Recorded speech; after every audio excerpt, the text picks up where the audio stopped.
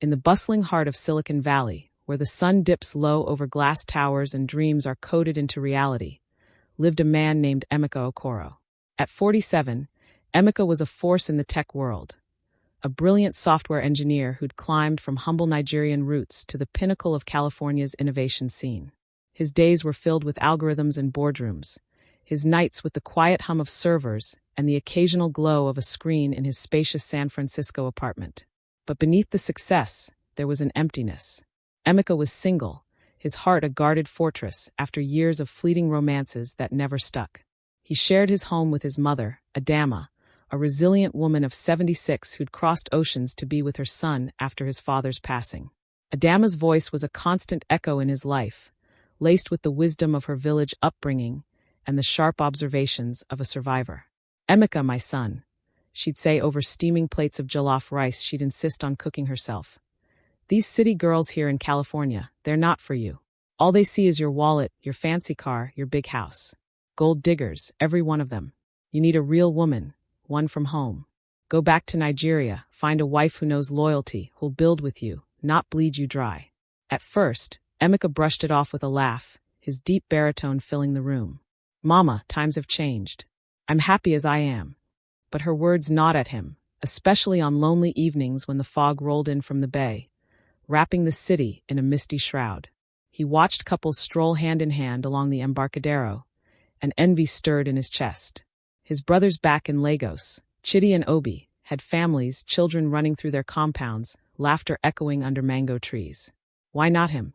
The idea took root, sprouting during late-night calls across time zones. "Brothers," Emeka said one evening, his voice crackling over the video call. "I've been thinking. Mama's right. I want to come home and marry. Find me a good girl, educated, kind, someone who'll appreciate what we build together. No games, no drama." Chidi's face lit up on the screen, his beard flecked with gray. "Ah, finally. We've got just the one in mind. Ego Nwosu. She's 27, slim, light-skinned beauty from a modest family in Enugu. Teaches at a local school, smart as a whip. Her people are struggling. Father passed, mother's ill, siblings depending on her. She'd jump at the chance for a better life." Obi nodded eagerly. "She's pure, Emeka. No city nonsense. We've met her. She's excited about the idea. Says she'll be the best wife a man could ask for." Emeka's heart raced with a mix of nerves and anticipation. He booked his flight, telling his team at the tech firm it was a family emergency. As the plane soared over the Atlantic, he imagined her. Ego, a name meaning money in Igbo, but he hoped it symbolized prosperity for them both. Landing in Lagos felt like stepping into a vibrant chaos he'd almost forgotten. The honking danfos, the scent of akara frying on street corners, the relentless energy of his homeland. His brothers picked him up in a battered SUV, weaving through traffic to Enugu. "She's waiting," Chidi said with a wink. "Her family too. They've prepared a feast." The village was a world away from San Francisco's sleek lines. Mud brick homes with tin roofs, children playing in dusty paths, goats wandering freely. Ego's family compound was humble, the air thick with the aroma of egusi soup and fufu. She stood there in a simple wrapper and blouse, her light skin glowing under the afternoon sun, her slim figure poised with quiet grace. Her eyes, dark and intelligent, met his with a shy smile. "Welcome, Emeka," she said softly, her voice like a gentle breeze. "I've heard so much about you." They talked for hours under the shade of a neem tree.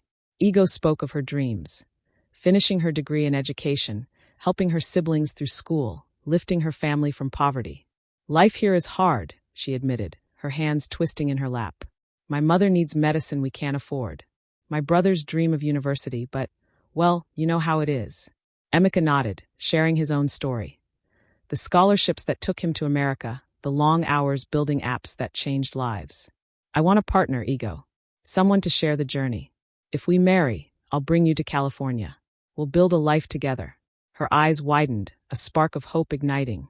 "I'd be honored. I promise to be a good wife, to support you in everything." The courtship was swift, as traditions demanded. Families met, negotiations flowed with palm wine and cola nuts. Emeka felt a surge of purpose. He was rescuing her, giving her a future, and in return, gaining the family he'd craved. But as the wedding approached, whispers reached his ears from villagers. "Ego's ambitious," one auntie muttered. Watch her, she sees stars in her eyes. He dismissed it as jealousy. The ceremony was a whirlwind of colors. Aso-ebi fabrics swirling, drums pounding, guests feasting on goat pepper soup and pounded yam. Ego looked radiant in her coral beads and geli, her vows sincere. I will stand by you, Emeka, through thick and thin. Honeymoon in Abuja was brief but blissful. Strolls in parks, shared secrets under hotel sheets. Emeka marveled at her curiosity, her quick mind absorbing stories of his world. San Francisco sounds like a dream, she said, tracing his arm. I can't wait to see it all. Back in California, the airport reunion with Adama was tense. His mother eyed Ego with a critical gaze, her wrinkled face set in lines of skepticism. So this is the village girl, Adama said, her tone clipped. Welcome. But remember, this is America. Things are different here. Emeka beamed, oblivious. Mama, she's perfect. You'll see. The first weeks were a honeymoon extension. Emeka showed Ego the city. The Golden Gate Bridge shrouded in mist, cable cars clanging up hills, the tech campuses buzzing with ideas. She marveled at the abundance. Supermarkets overflowing, clean streets, the freedom to walk without fear.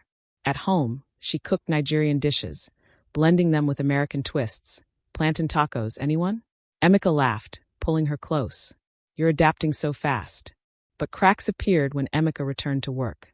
His job demanded long hours. Meetings till dusk, coding marathons into the night. Adama, left alone with Ego, began her reign. It started small. Girl, sweep the floor properly. In my day, we didn't leave dust like this. Ego bit her lip, complying. Then it escalated. Cook the rice again, it's too sticky. And wash those clothes by hand. The machine doesn't get them clean. Ego, exhausted from jet lag and culture shock, nodded. But Adama's commands grew relentless. Fetch my tea. No, hotter. Scrub the bathroom. Spotless. You're here to help, not laze around. Ego tried to please, rising at dawn to prepare breakfast, learning Adama's preferences. I'm doing this for Emeka, she'd whisper to herself, staring at her reflection in the mirror, her light skin paling under stress. One evening, Emeka came home to find Ego in tears, chopping onions. Or so she claimed. What's wrong? He asked, concern etching his face. Nothing, just homesick, she lied, not wanting to stir trouble. But Adama's barbs sharpened. Village girl thinks she's queen now.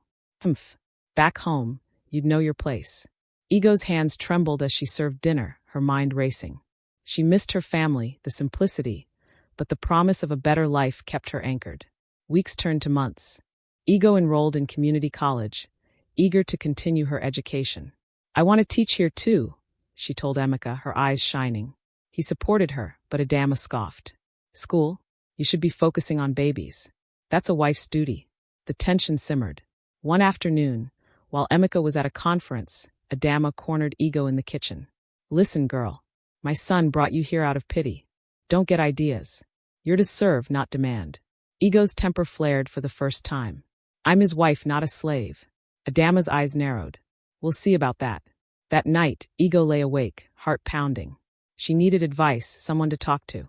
The next day at college, she met Aisha, a bold Nigerian-American classmate. Girl, you look worn out, Aisha said over coffee. Spill. Ego hesitated, then poured out her soul, the abuse, the isolation. Aisha listened, then leaned in. You don't have to take that. In America, women have rights. Talk to Emeka. If he doesn't listen, well, there are options. Ego's mind whirled. Options. The word echoed like a distant thunder. Back home, she confronted Emeka. Your mother treats me like dirt when you're gone. I can't take it anymore. He sighed, rubbing his temples. Mama's old-fashioned. Give her time. But time only worsened it. Adama's sabotage grew. Hiding Ego's books, criticizing her outfits, even accusing her of laziness to Emeka. She's changing, son. Becoming like those city girls. Emeka defended Ego, but doubt crept in. Was Mama right? Arguments erupted, the once happy home fracturing. One fateful day, Ego discovered something life-changing. A missed period, a positive test. She was pregnant. Joy mixed with fear. Should she tell Emeka amid the chaos? Or wait? That evening, Adama overheard Ego on the phone with Aisha, discussing lawyers. Divorce? Over my dead body. Adama hissed later. Ego stood her ground. I've had enough.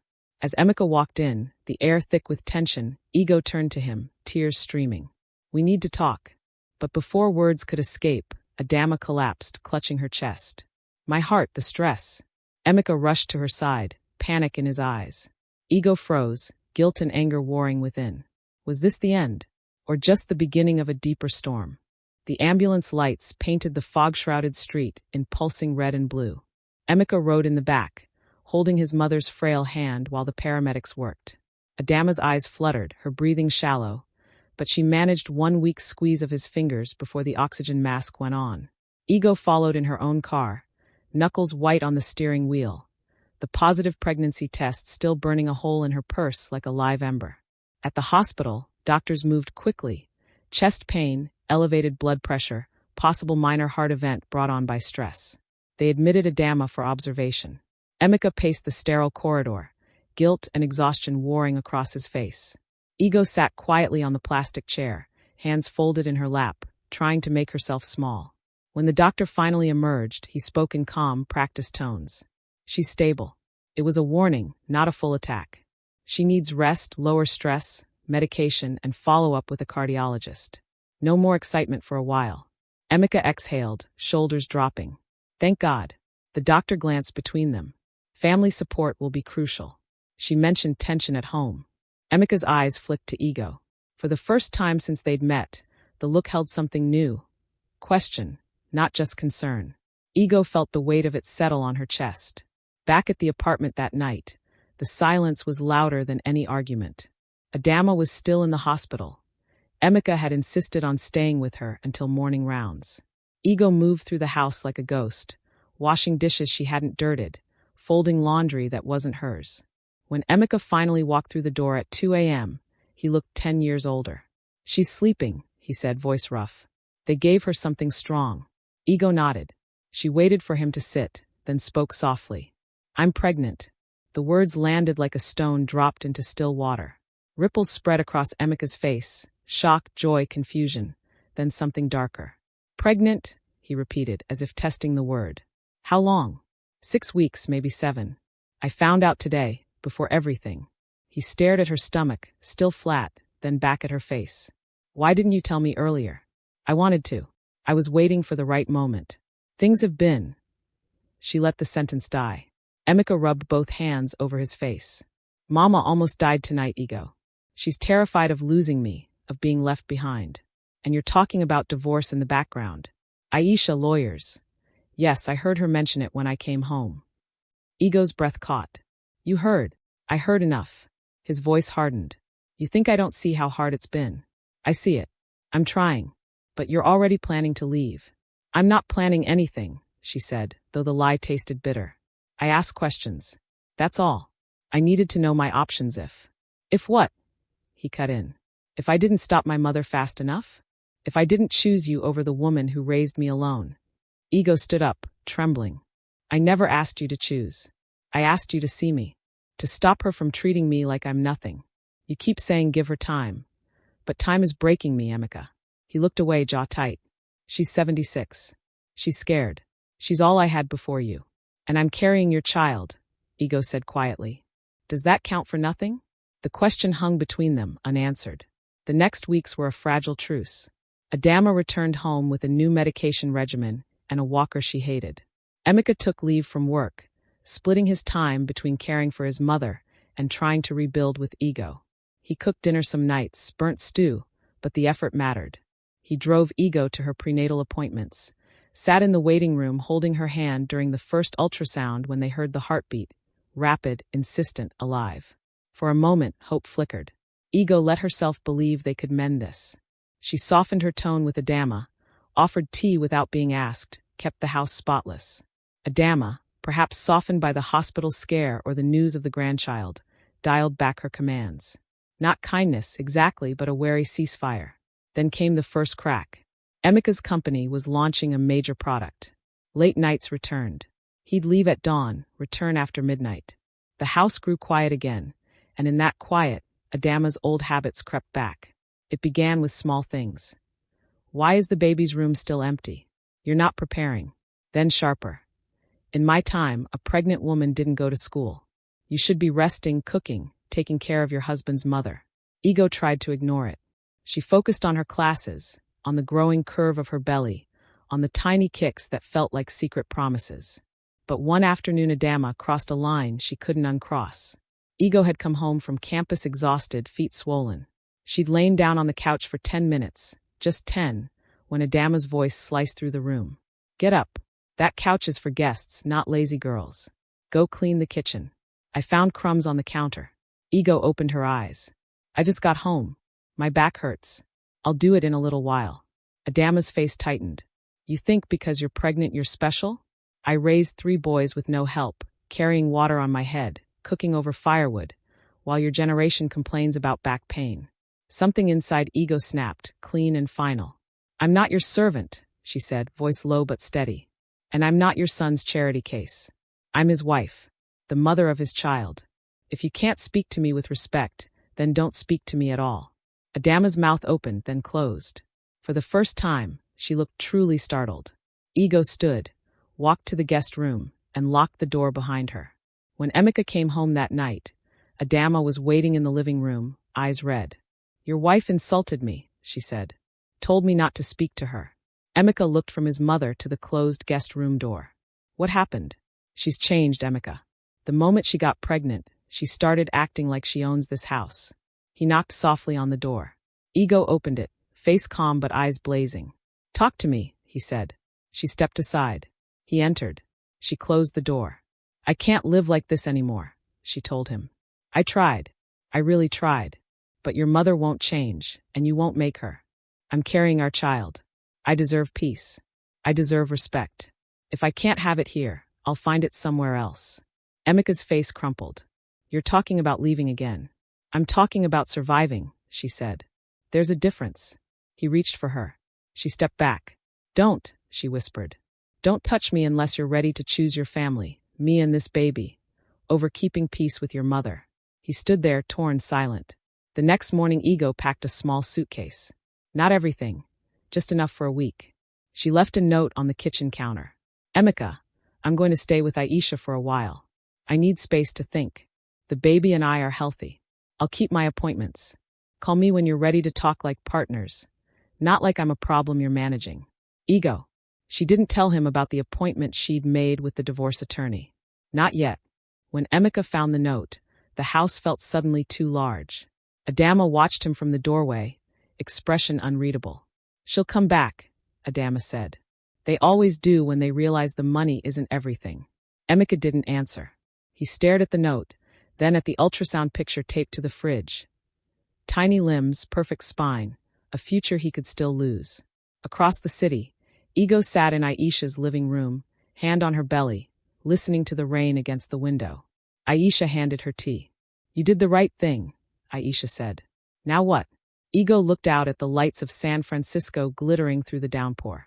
Now, she said softly, I start building something that's mine. The rain in San Francisco never seemed to stop that winter.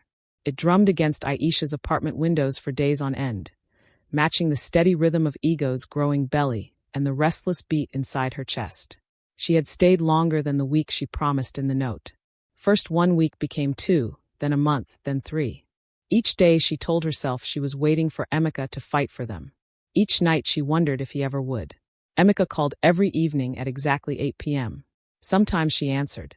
Sometimes she let it ring. When she did pick up, the conversations were careful, like 2 people walking across thin ice. How's the baby? He always asked first. Strong, she always answered, kicking like he wants to run already. Silence would follow, heavy with everything unsaid. He never asked her to come home. Not directly.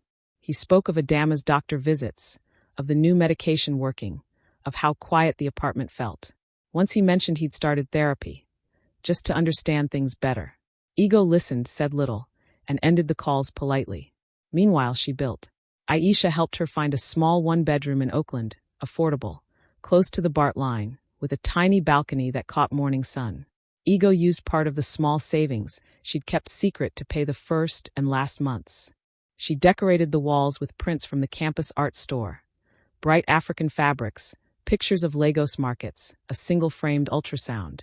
She bought a second-hand crib and painted it white herself, hands steady even when her back ached. At night she studied. She was determined to finish her degree, even if it took longer now. She found a part-time job tutoring English to immigrant children after school. The money was little, but the children's laughter reminded her why she'd wanted to teach in the first place. Word spread quietly in the Nigerian community. Some called her brave. Others called her ungrateful. She ignored both. Emeka appeared at her door on a Saturday in early spring. He stood there in a navy sweater she used to love, holding a paper bag from the Nigerian market in Oakland. Fresh palm oil, stockfish, plantain. His eyes were tired but clear. "May I come in?" he asked. She stepped aside. He looked around the small space. Saw the crib, the books stacked on the floor, the single plate drying on the rack. His throat worked. "It's nice," he said. "It's yours." They sat at the tiny kitchen table. No one spoke for a long time. "I'm sorry," he said finally. "Not just words. I mean really sorry. I saw what was happening, and I kept hoping it would fix itself. I was afraid of losing her, so I almost lost you. And our child." Ego looked at her hands. "You chose peace over justice. That's what hurt the most." "I know. I'm not coming back just because things are calm now," she said. "I need to know it won't happen again." He nodded. "I've told Mama she has two choices. She can live with respect in this family, or she can live somewhere else." She chose respect. She's in an assisted living facility near the bridge now. Nice place, good care. She visits once a week, supervised. She brings fruit.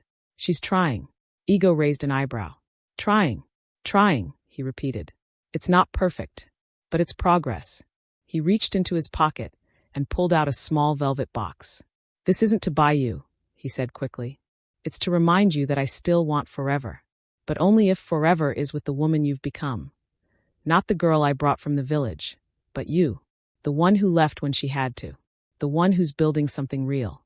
Inside the box was a new wedding band, simple gold, no diamonds, engraved inside with their initials and the date they first met under the neem tree. "I kept the old one," he said, "but this one is for the second chance. If you'll have it." Ego stared at the ring for a long time. "I'm not the same person," she told him. "I won't be silent anymore. I won't shrink to fit anyone's comfort. Not your mother's. Not yours. If we do this, we do it as equals." "Equals," he agreed. "And if it ever feels wrong again, I will leave again. With our child. And I won't look back." He swallowed. "I understand." She slipped the new ring on beside the old one. They fit together, one bright, one worn. The baby came in late May, on a rare clear day when the whole Bay Area seemed to hold its breath. A boy. They named him Chijioke. God holds the future. Emeka was there for every moment, eyes never leaving her face. When the nurse placed the baby in his arms, he cried without shame. Adama came to the hospital 2 days later. She walked slowly with her cane, eyes wet. She looked at the baby for a long time. "He looks like you did," she whispered to Emeka. Then to Ego, she said something no one expected. "Thank you for not letting me ruin this." Ego nodded once. It wasn't forgiveness, not yet, but it was acknowledgement. Years passed. Ego finished her degree and became a third-grade teacher at a public school in Oakland. She was known for her patience, her high expectations, and the way she made every child feel seen. Emeka's career soared, but he changed the terms. He negotiated remote work, took paternity leave, came home for dinner every night he could. They moved to a house in Berkeley with a big backyard where Chijioke and the little sister, who came 2 years later, could run. Adama visited more often, bringing stories and okra soup, learning, slowly, to listen. The village girl who arrived in California with nothing but hope and fear became something else entirely. People in the Bay Area Nigerian community started calling her Mrs. Georgia. Not because she ever moved to Georgia, but because she carried herself with the kind of quiet, unshakable confidence that made people think of wide-open spaces and new beginnings. When someone asked how she did it, she always gave the same answer. "I learned the hardest lesson early. Love doesn't mean losing yourself. The best love is the kind where both people grow, together when they can, apart when they must. And sometimes the strongest thing you can do is walk away long enough to learn how to walk back on your own terms." She never regretted leaving. She never regretted returning. Because in the end, she didn't just become a wife. She became a legend in her own right. Thank you for listening to this story by Ify Grey. What lesson did it teach you? If you enjoyed this folktale, like, subscribe, Share your thoughts in the comments. And join me for more stories from around the world.